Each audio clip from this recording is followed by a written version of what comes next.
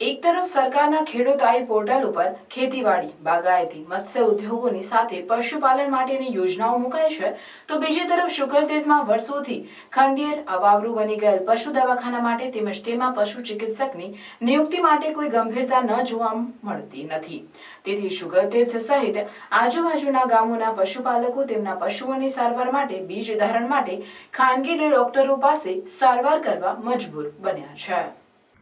રાજ્યના બિન આદિજાતિ વિસ્તારમાં જિલ્લા પંચાયત હસ્તક નવીન 50 સ્થાયી પશુ દવાખાનાની સ્થાપના કરવા આયોજન હાથ ધરવામાં આવેલ, જે અંતર્ગત ગુજરાત સરકાર કૃષિ, ખેડૂત કલ્યાણ અને સહકાર વિભાગ રાજ્યના પશુપાલકોને તેમના પશુઓ માટે ઘર આંગણે ગુણવત્તાસભર સારવાર સત્વરે મળી રહે તથા જરૂરી સલાહ સૂચનો મળી રહે તે માટે પશુ દવાખાનાની સ્થાપના કરવી રાજ્યના પશુપાલકોના વૃદ્ધ હિતમાં છે। નેશનલ કમિશન ઓન એગ્રીકલ્ચરની ભલામણ અનુસાર દર 5000 પશુધન એકમ દીઠ એક પશુ દવાખાનું હોવું જરૂરી છે, પરંતુ શુકલતીર્થ ગામે વર્ષો જૂનું પશુ દવાખાનું ઘણા સમયથી ખંડેર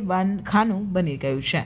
અને તેમાં આસપાસના ગામોના પશુઓ, પશુ તબેલાઓના પશુપાલકોની તબીબી સારવાર તેમજ પશુ બીજ સંવર્ધન અને પશુ રોગોના નિયંત્રણ અને તેની સારવાર માટે પશુ ચિકિત્સક ક્યારે મૂકવામાં આવશે તે પ્રશ્ન પશુપાલકોને મૂંઝવી રહ્યો છે। રાજ્યમાં પશુ ચિકિત્સા સેવાનો વ્યાપ વધારતા કુદરતી હોનારત અને રોગચાળા દરમિયાન પશુ ચિકિત્સા સેવાઓ પૂરી પાડવા, એનિમલ હેલ્થ સર્ટિફિકેટ ઇસ્યુ કરવા, સરકાર સ્ત્રીની વિવિધ વ્યક્તિલક્ષી સહાયકારી યોજનાઓ અમલીકરણ, પશુ સારવાર કેમ્પો યોજવા, રસીકરણ, ખસીકરણ અને રોગચાળો ફાટી નીકળે તે સમયે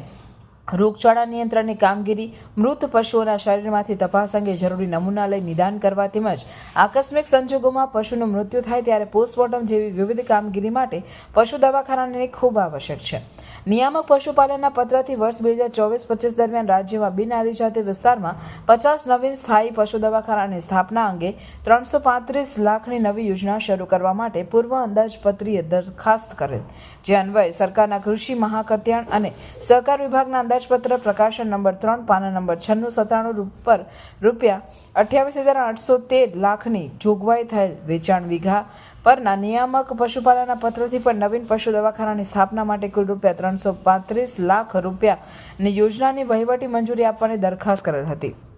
જે સરકારની વિચારણા હેઠળ હતી, જે પરિપત્રમાં જણાવેલ હોય, જે વર્ષોથી પશુ દવાખાનું કાર્યરત હોય અને છેલ્લા ઘણા વર્ષોથી ભરૂચ તાલુકાના વિકાસશીલ શુકલતીર્થ ગામે આવેલું પશુ દવાખાના માટે નવું પશુ દવાખાનું તેમજ કાયમી પશુ ચિકિત્સક શુકલતીર્થ તેમજ તેની આસપાસના ગામોના પશુપાલકોને નસીબમાં ક્યારે મળશે। 2024-25માં ફાળવાયેલી ગ્રાન્ટમાંથી શુકલતીર્થનું પશુ દવાખાનાનો સમાવેશ હશે કે કેમ એ તો જિલ્લાનું જવાબદાર તંત્ર જ જાણે।